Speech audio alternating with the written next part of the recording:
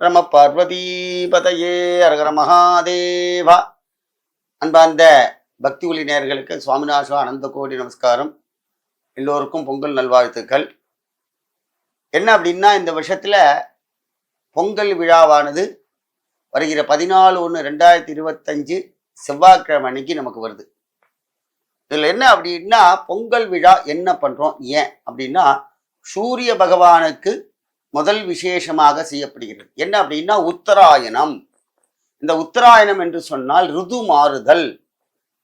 தட்சணாயனம் உத்தராயணம் என்று சொல்லுவார்கள்.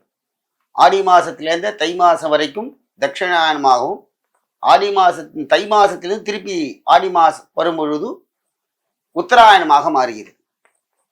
இந்த உத்தராயணத்துல என்ன விசேஷம் அப்படின்னா, ரதம் திரும்பும். சுவாமியுடைய சூரிய பகவானுடைய ரதமானது இப்படி வடக்கு முகமாக திரும்புவர். அப்படி அதுதான் விசேஷமான உத்தராயண காலம் என்று சொல்வார்கள். இந்த உத்தராயணத்துல என்ன விசேஷம் அப்படின்னா, ரொம்ப அக்னி அதிகமா போயிட்டே இருக்கும். வெய்ய காலம் ஆரம்பிச்சுக்கிறது, மழை காலம் கம்மியாயிடும். அடுத்ததாக இந்த சூரிய பகவானை இந்த பொங்கல் அன்னைக்கு ரொம்ப விசேஷமா வழிபடணும்.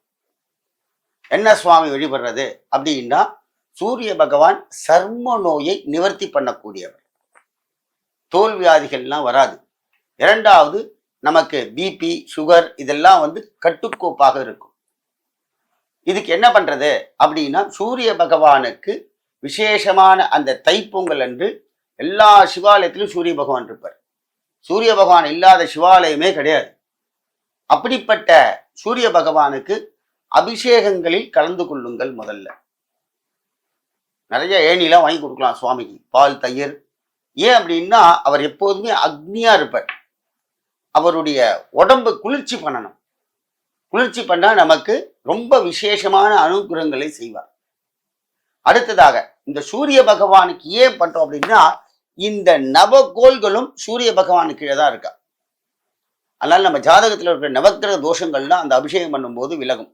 நீங்க பாருங்க, ஜாதகத்துல தோஷம் வந்தா சூரிய கிரகம் பாப கிரகம் என்று சொல்வார்கள். அவர் பிதிர்காரகர், பெரிய ஸ்தானம், அப்பா ஸ்தானத்துல இருப்பார். அவர் குழந்தைகள்லாம் கூட நல்லா பண்ணலாம். எங்க அப்பா நல்லா அரோக திரகாத்திரமா இருக்கணும் அப்படின்னா குழந்தைகள்லாம் அப்பாவுக்கு பூஜை அபிஷேகம், கோயில் அபிஷேகம் கொடுக்கலாம். ஏன்னா பொங்கப்பானை காலையில 8லேருந்து 9 மணிக்குள்ள ஒரு டைமும், மத்தியானம் 12லேருந்து 1 மணிக்குள்ள. ஏன் அங்க வச்சிருக்காரு அப்படின்னா, மகர ரவியானது, அதாவது தை மாசமானது மத்தியானம் தான் வருது. 12 மணிக்கு மேலதான் மாசம் பிறக்குது. ஆகையினால அன்னைக்கு 12 to 1 கூட பொங்கப்பானை வைக்கலாம். அப்படி இல்லைன்னா காலையில 8லேருந்து 9 மணிக்குள்ள வச்சுக்கலாம். இது ரொம்ப முக்கியமான விஷயம். அடுத்ததாக இந்த தை மாத பொங்கல்ல விவசாயிகளுக்காக எம்பெருமான் பெரிய அனுகிரகம் பண்ணுறார். தனதானிய அபிவிருத்தி பார்த்தீங்கன்னா, நெல்லெல்லாம் அறுவடைக்கெல்லாம் வந்துட்டு இருக்கும். அடுத்ததாக அந்த மஞ்சள், கிழங்கு, அப்புறம் கரும்பு வகை இதெல்லாம் சீசன்ல தான் நமக்கு சுவாமி மங்களகரமா நமக்கு அனுகிரகம் பண்றார். அந்த மஞ்சளை பறிச்சு அந்த மஞ்சள்ல புள்ளையார் பிடிக்கணும். மஞ்சள் பொடியில பண்ணக்கூடாது. அன்னைக்கு புள்ளையாரே அந்த மஞ்சள் பச்சையா இருக்கும், மஞ்சள் எல்லாம் வாங்கி வரைய பார்த்தீங்களா, அதை இடிச்சு இஞ்சி கொத்து மஞ்சள் கொத்து என்று சொல்வார்கள். அதை இடிச்சு அதில் தான் பிள்ளையார் பூஜை பண்ணணும்.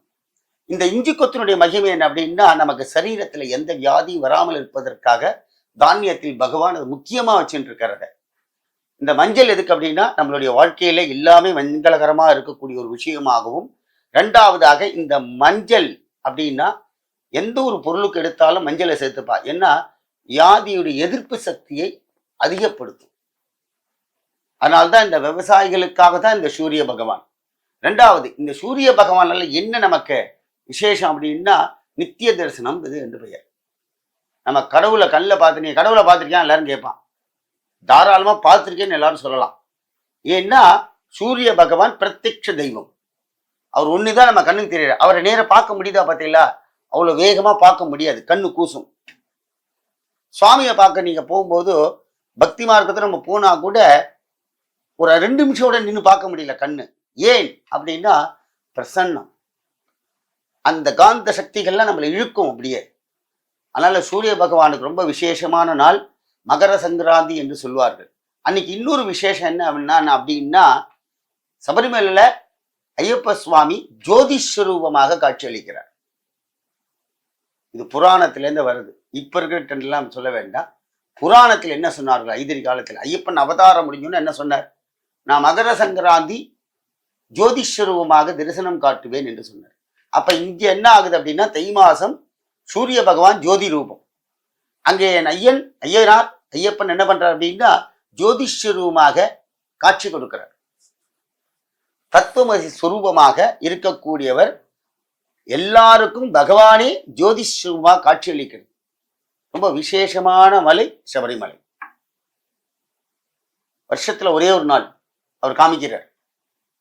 அதே போல இந்த சூரிய பகவான் ஒவ்வொரு ஆண்டும் இந்த மகர சங்கராந்திரியில நமக்கெல்லாம் சக்கர பொங்கல் வைக்கிறோம். ஏன் மற்ற மாநிலெல்லாம் விதவிதமா சாப்பிடுறோம்.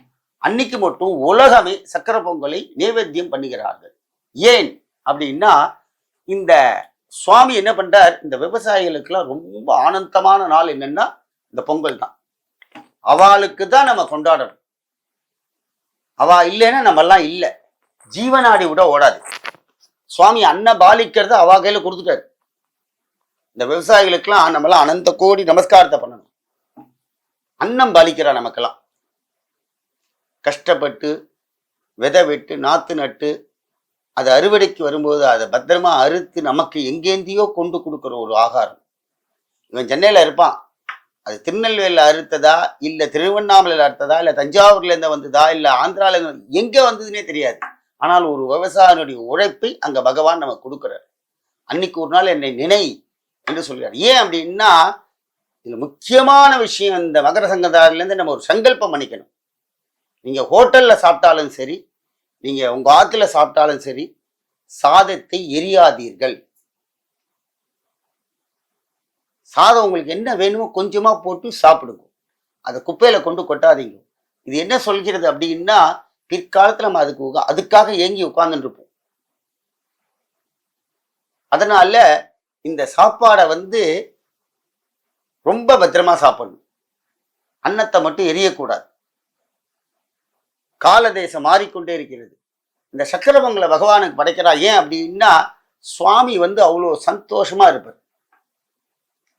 முதல் வருஷத்திலே முதலாக இந்த தை மாசத்துல சூரிய பகவானுக்கு அந்த நீங்க பார்த்தீங்கன்னா பிரத்யட்ச தெய்வம் நீங்க சொல்றீங்க பார்த்தீங்களா? யாரான ஆத்துக்குள்ள வச்சு பொங்கப்பானை வைக்கிறாளான்னு? இல்லையே. அப்படியே ஆத்துக்குள்ள அப்பார்ட்மெண்ட்லாம் வீட்டுக்குள்ள வச்சாலும் சூரிய பகவானுக்கு மேல போய் கொண்டு நைவேத்தியம் பண்ணி பூஜை பண்ணி அந்த விருட்சத்துக்கு தான் பூஜை பண்ணுவான். அன்னைக்கு கோலமே தேர் கோலம். நீங்க பார்த்தீங்கன்னா எல்லாரும் தேர் போட்டு அந்த தேருக்கு நடுப்புற மஞ்சள் கொத்து, இஞ்சி கொத்து, பிள்ளையார் இதெல்லாம் வச்சு அந்த கரும்புகள்லாம் பக்கத்துல வச்சு அங்க சுவாமிக்கு பூஜை பண்ணி சூரிய பகவானை நேர பூஜை பண்றோம். எல்லாரும் சூரியனை பார்த்து தான் நமஸ்காரம் பண்றோம். ஏன்? இதான் பிரத்யட்ச தெய்வம் சார். இந்த உலகத்துல 2 தெய்வங்கள். ஒன்னு சூரிய பகவான் கண்ணுக்கு தெரிவார், 2வது வாயு புத்திரன் நம்ம கண்ணுக்கு தெரிய மாட்டார், நம்ம மூக்குனால உணரும். அவர் பிடிச்சிட்டாருன்னா நமக்கு ஒண்ணுமே இல்லை. ஆனால் தான் ஆஞ்சநேயர் இன்னும் கலியுகத்துல வாழ்ந்துட்டு இருக்கார். சூரிய பகவான் ஆஞ்சநேயருக்கு மகா குரு. குழந்தைகள்லாம் இந்த சூரிய பகவானை பிரார்த்தனை பண்ணலாம், படிப்புகள்லாம் நிறைய வரும். வேத சாஸ்திரத்தை தெரிஞ்சவர் அவர் தான். அதிகமா தெரிஞ்சவரே சூரிய பகவான் தான். ஆனால் தான் ஆஞ்சநேயர் அங்க போய் கத்துண்டார். டெய்லி காலையில சூரியனை பார்க்கணும். வேத சாஸ்திர பண்டிதர் அவர். அப்படி ஒரு ஞான மார்க்கத்தை கொடுப்பார். உடம்புல இருக்கிற வியாதிகள்லாம் நிவர்த்தி பண்ணி எல்லாரும் இந்த ஆண்டு தைப்பொங்கல்ல எம்பெருமான் சூரிய பகவானுக்கு நல்லா விசேஷமா பூஜைகள்லாம் செய்து முதல்ல அவர்கிட்ட வேண்டிங்கோ எந்த வியாதியும் வரக்கூடாதுன்னு. 2வது உலக பிரபஞ்சம் எதுவுமே நடக்காம உலகத்தை காப்பாற்றும் சூரிய பகவானை வேண்டிங்கோ. எல்லாம் இல்லை விவசாயிகளுக்கெல்லாம் அவ குடும்பங்கள் அவெல்லாம் க்ஷேமமா இருக்குன்னு நம்ம வேண்டிக்கணும். அதுக்கு தான் அன்னைக்கு அந்த தானியங்களுக்கெல்லாம் எல்லாத்துக்கும் பூஜை. அதனால எல்லாரும் எம்பெருமான் சூரிய பகவானை வழிபட்டு அன்பா சுவாமிகிட்ட அனுகிரகம் பார்த்துறேன். ஓம் அஸ்வத்மே பத்மகஸ்தாய தேவே தன்னோ சூரிய பிரஜோதயாது. ஓம் சூர்யாய நமஹ.